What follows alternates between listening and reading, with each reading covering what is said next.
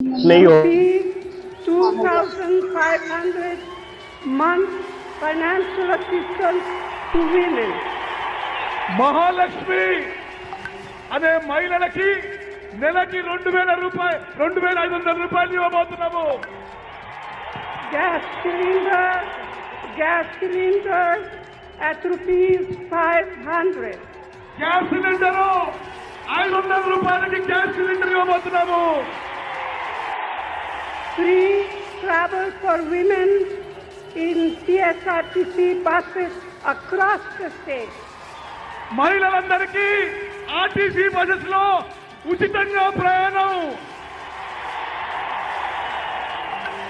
To fulfill the aspirations of the people of Telangana, of my brothers and sisters of Telangana, we are announcing 6 guarantees, Mahalakshmi being the first one, and we are committed to fulfilling them, to fulfill each one of them. మహాలక్ష్మితో మొదలు పెట్టుకొని తెలంగాణ ప్రజల ఆకాంక్ష మేరకు 6 గ్యారెంటీలు 6 హామీలు నెరవేర్చబోతున్నాము. I, along with my colleagues, had the opportunity to be a part of the birth of this great state, Telangana. నేను నా colleagues అందరం కూడా తెలంగాణ రాష్ట్రం ఆవిర్భావానికి కారణం తెలంగాణ రాష్ట్రాన్ని మా వల్ల తెలంగాణ రాష్ట్రం ఏర్పడ్డది. ఇప్పుడు ఉన్నత హైట్ కోసం తీసుకుపోవాలి తెలంగాణ రాష్ట్రాన్ని. Now it is our duty to elevate it to new heights. Congress Telangana के अंदर लगातार जो है प्रचार में जोर शोर से दिख रही है और जो 6 गारंटियां हैं वो क्या हैं ये 6 गारंटियां और क्या लगता है कांग्रेस पार्टी तेलंगाना में अपना दमखम दिखा पाएंगी?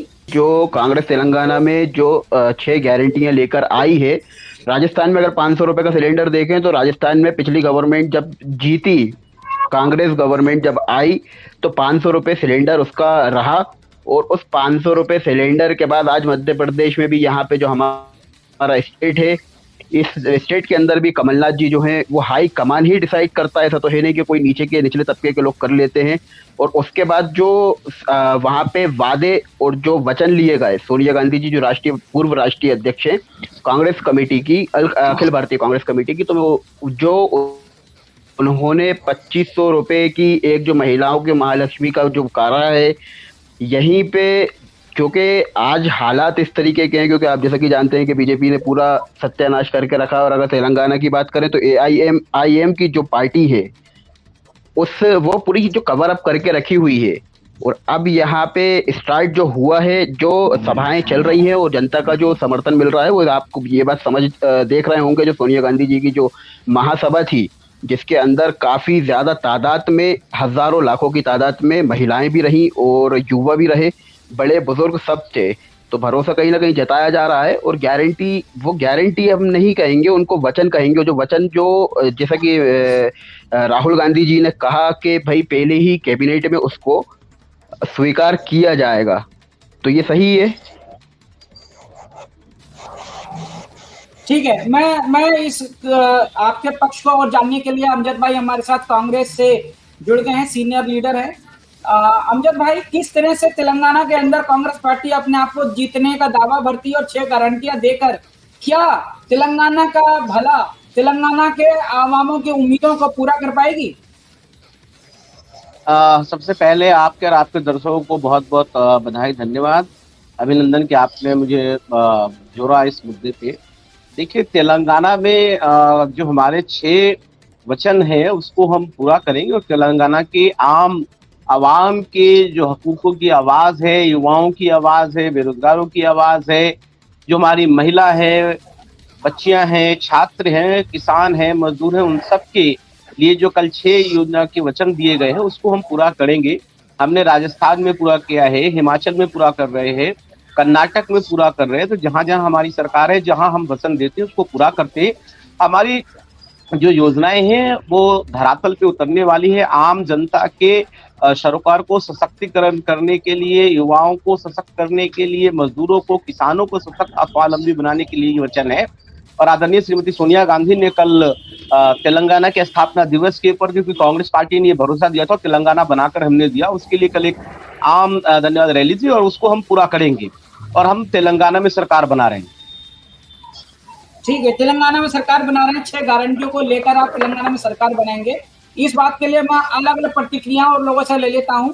अब मैं सबसे पहली प्रतिक्रिया संतोष यादव जी से लेना चाहूंगा, उसके बाद राजीव वर्मा जी हैं।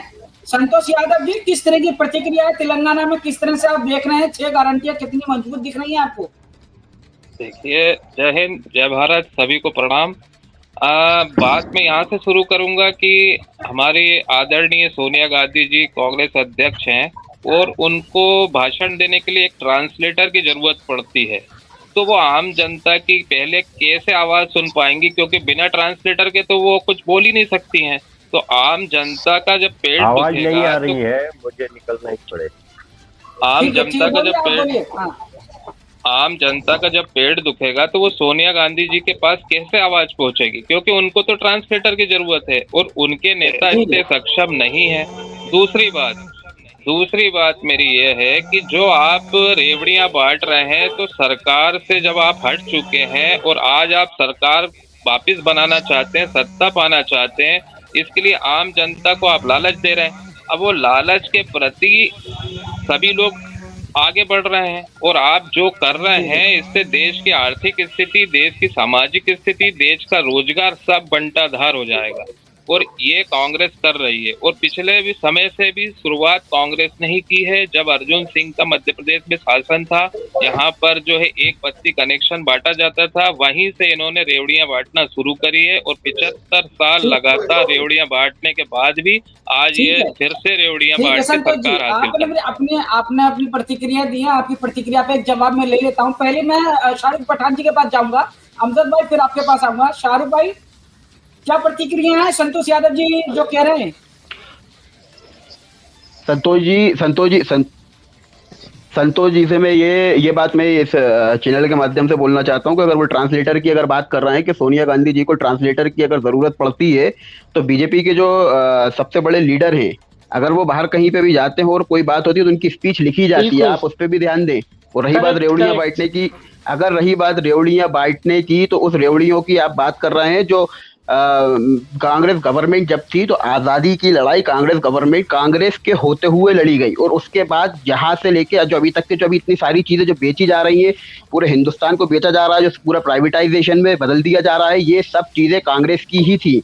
जो इनके पूर्वज जो स्कूल गए, जो कॉलेज गए, वो पूरा बनाया हुआ कांग्रेस का था। जिस ट्रांसलेटर की अगर ये बात कर रहे हैं कि सोनिया गांधी जी को ट्रांसलेटर की जरूरत पड़ती है, उनको भाषा नहीं आती है, तो उस परिवार ने इस हिंदुस्तान के लिए बलिदान दिया है, वो खून दिया है। तो इनके कोई भी ऐसे पार्टी वाले या कोई भी ऐसे विरोधी जो है उनके द्वारा दिया गया क्या, मैं ये पूछना चाहता हूँ। शाहरुख भाई, आपके बाद दोबारा आऊंगा, ठीक है, आपके बाद दोबारा आऊंगा। मैं अब राजीव वर्मा जी के पास जाना चाहता हूँ। राजीव वर्मा जी, तेलंगाना को किस तरह से देख रहे हैं? कांग्रेस की 6 गारंटी आपको क्या लग रही है कि कांग्रेस सरकार बना जाएगी या फिर सब वादे खोखले हैं? राजीव जी, माइक खोल लीजिएगा अपना।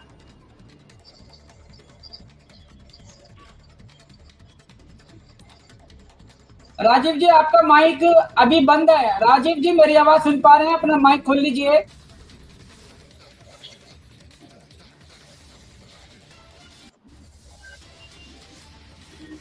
नेटवर्क का इश्यू है। राजीव जी, माइक आपका, माइक माइक अभी भी बंद है। राजीव जी, राजीव जी, माइक खोल लीजिए अगर मेरी आवाज सुन पा रहे हैं आप तो। माइक खोलिए, माइक अपना। राजीव जी का माइक नहीं खुल पा रहा है। राजीव जी, मैं फिर आपके पास दोबारा आता हूं। मैं जो है अभी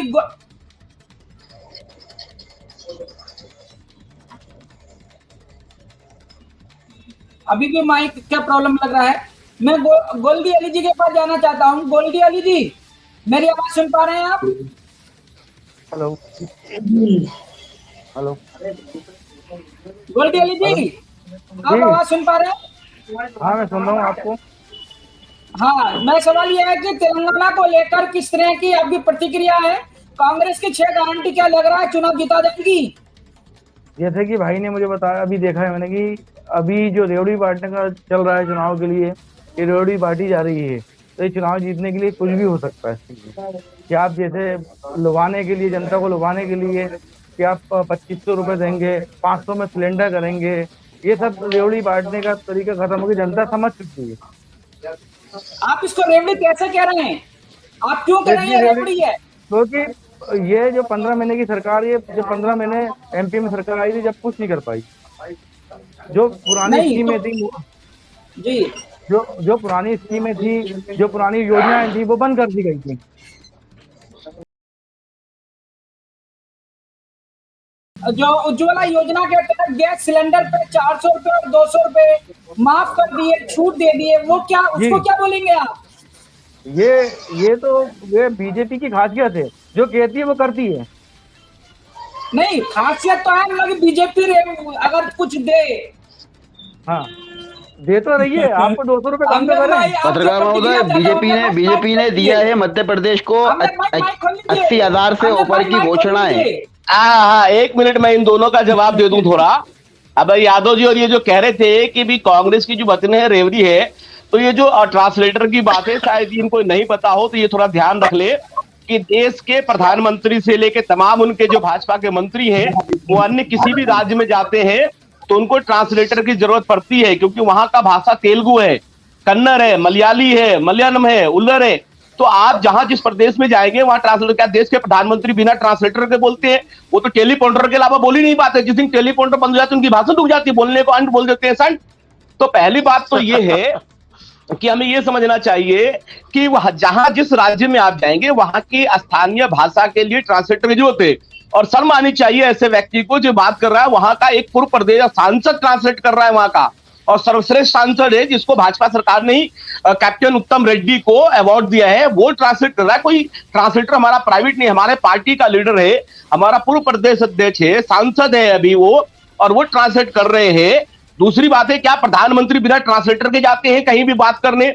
गृह मंत्री बिना ट्रांसलेटर के? याद है आपको कर्नाटका में इनके मंत्री ने जब भाषण दे रहे थे, ताली नहीं बजी, तो गृह मंत्री ने जो मैं बोल रहा हूं वो बोल। तो पहली बात तो ये है कि पहले इन्हें अकल आनी चाहिए कि ट्रांसलेटर क्यों जरूरत है। दूसरी बात ये है कि क्या देश के जो सरकारें हैं वो जो रेवड़ियां नहीं बांट रही, जो 200 रुपए कम करी, वो क्या रेवड़ियां नहीं थी? अभी शिवराज चौहान ने लाडली बहन में जो हमने 500 कहा तो 450, जबकि राखी में दिया भी नहीं। तो भाजपा के सिर्फ जुमले हैं और बातें भाजपा करे तो ठीक, और कांग्रेस पार्टी ने जहां जहां राज्य है वहां हमने पूरे किए हैं वचन अपने। तो इसलिए हमारी रेवड़ी नहीं, हमारी योजनाएं हैं जनता तक पहुंचाने के लिए। और ट्रांसलेटर पे मैं बहुत क्लियर कर दूं कि इस देश के हर नागरिक को किसी अन्य राज्य में जाएंगे, आपको भाषा की समझ नहीं है तो वहां ट्रांसलेटर की जरूरत पड़ती है।